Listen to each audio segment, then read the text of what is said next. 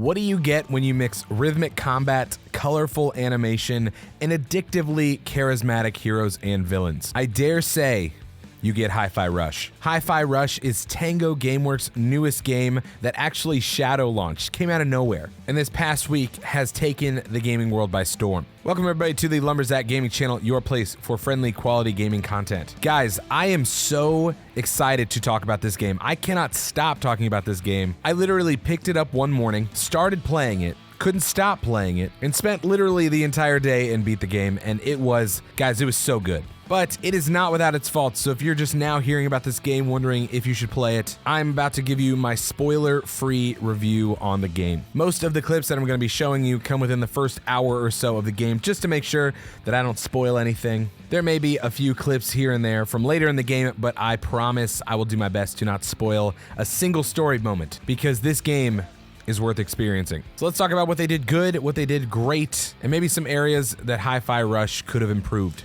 In the story of Hi-Fi Rush, you play as a character named Chai. Now, Chai gets chosen to get a new prosthetic arm, a new robot arm, and in the process, he gets his music player embedded into his chest. This causes him to be known as a defect from the company, and they do not like defects. So while you have this character that just wanted to get this surgery so he could be a rock star, he is now finding himself being attacked by the company that gave him the surgery. In the process of escaping the facility, you find out that this company, Vandelay, is up to some pretty sketchy stuff. So it is going to be up to you and the friends that you make along the way to figure out what's going on and put a stop to it. In Hi-Fi Rush, music is the key to everything. Literally, the entire world reacts to the music that you experience in the background throughout the entire thing. Even as you're walking through areas, shrubs are doing little dances all to the beat of whatever music track is playing at the time. It is so incredibly satisfying to watch and to listen to.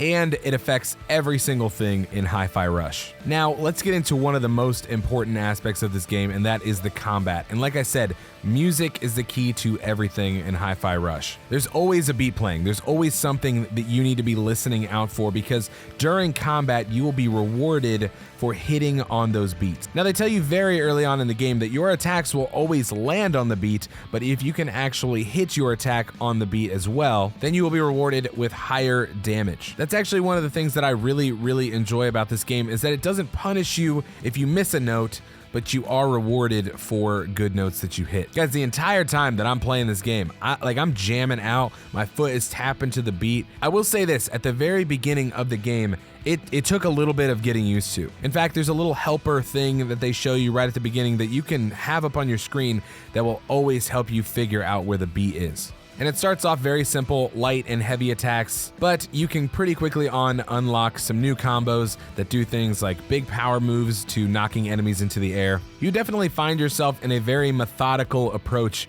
whenever you go into combat. And later on in the game, it doesn't feel like the combat is repetitive. There's enough enemy variations, enough different ways to approach something that makes it feel like a fresh experience from beginning to end. I will say that in the beginning, it did seem a little overwhelming. For about the first half hour, I was trying to get the beat down. I was trying to figure out exactly where I was supposed to hit, but the tutorial and the opening areas were actually very informative in helping you figure out what the heck you were doing, especially as they started adding more and more things onto you. I think I found this less frustrating because, as I said earlier, this game doesn't punish you for not hitting notes, but rewards you for hitting good ones. And I feel like I needed that in the beginning to not quickly become frustrated.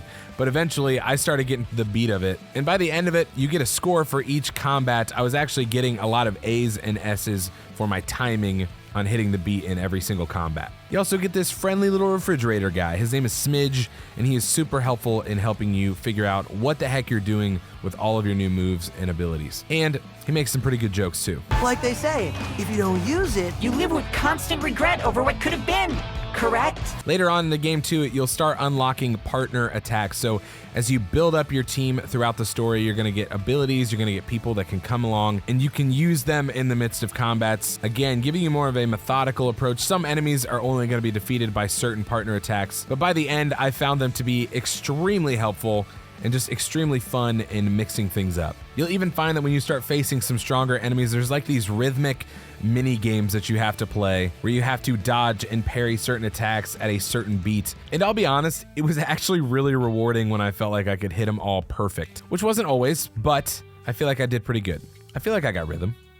At least sometimes. There's also a decent amount of things to explore in the world of Hi-Fi Rush, so you definitely don't want to just run through the levels without taking a little bit of time to explore, whether that's some collectibles, some extra gears for your upgrades, and little interactions that you're going to have with the NPCs, because this game definitely has a lot of comedy to it, and if you just run right through it, you're going to miss a decent amount of it. That being said, the characters are one of the things that makes this game so great. As I said earlier, you play as the main protagonist, Chai, who's a little cocky, little self-centered, but his comedic timing, along with the comedic timing of every single character, is just fantastic. These are deeply charismatic and just hilarious villains and heroes that you're going to experience all throughout this game. I'm not a firm believer that every single thing needs to be turned into some sort of show, but I think the characters in Hi-Fi Rush would make just an absolutely awesome animated show. When it comes to the characters, you have Peppermint, who is just kind of the brains of the operation. She's the guy in the chair. And a lot of times she comes in to save the day and just look pretty awesome doing it. And her robotic cat, 808, who is adorable, just does a lot of cat things. It's great.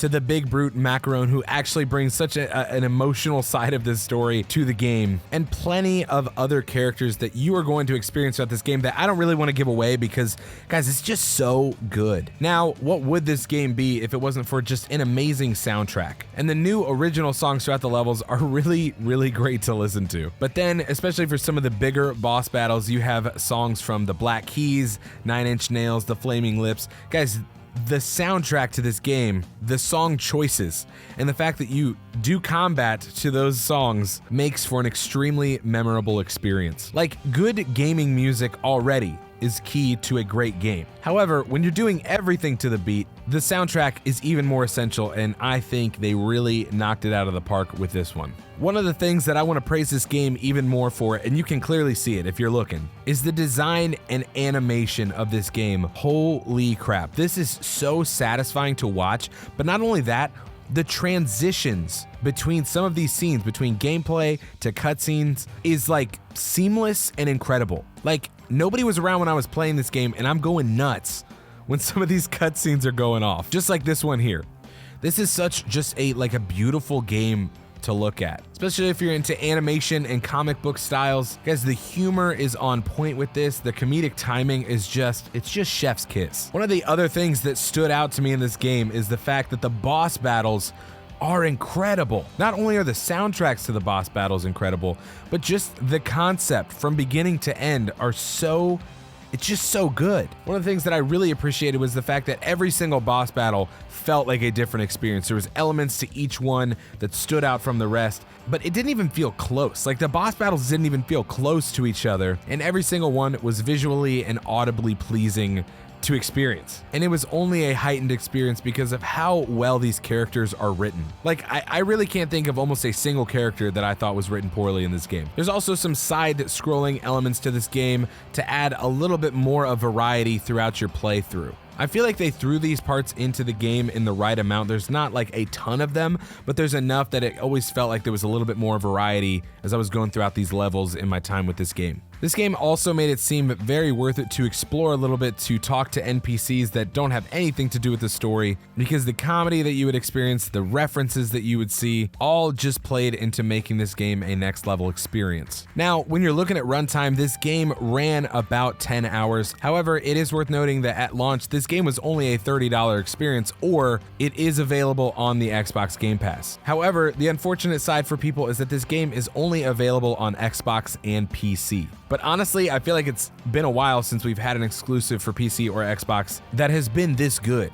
I mean, PlayStation is really good at exclusives, but Xbox, not as much. But this game is definitely like top tier list when it comes to Xbox exclusives. Now, I feel like I've sung very high praises of this game, but it's not without some of its faults. Like I said earlier on, in the combat, it took a little bit of time to actually get used to it, which isn't necessarily a problem, but the biggest issue that I had with combat was there was no lock-on feature. Now, this did become more of a skill thing that by the end of it, I was kind of used to it, but there was a lot of times I would go try to use a huge attack on somebody, and I was like slightly turned over over and I hit somebody else that I didn't mean to and I wasted it. So I did find that to be a source of frustration every now and then. And obviously, since this game is very heavily combat based, yeah, you're going to experience that a lot, but I still found the combat to be an extremely enjoyable experience. I just kind of had to learn around being able to lock onto enemies. Another thing too, and this could be a personal thing, but I felt like the jumping distance was really awkward. Again, it took me time to get used to it, but there was something that just felt really off about it, and I fell to my death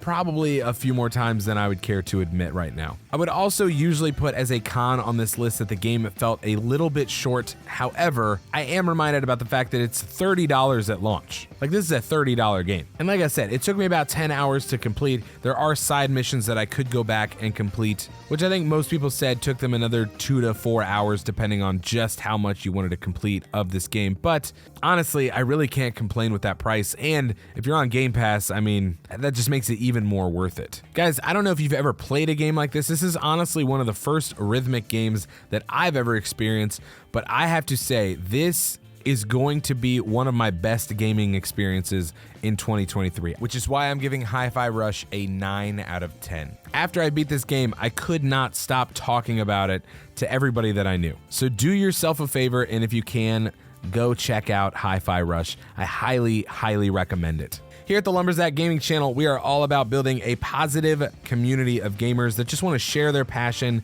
and uplift each other and just, man, have a good time. If that sounds like something that you want to be a part of, make sure to hit that subscribe button. This is the first official Lumberjack Gaming game review on this channel, so please let me know in the comments what you thought about this review. There's definitely going to be more in the future, but I want to hear from you guys some constructive criticism. I would really appreciate it. For more news in gaming, go ahead and check out this video over here, and I'll see you in the next one.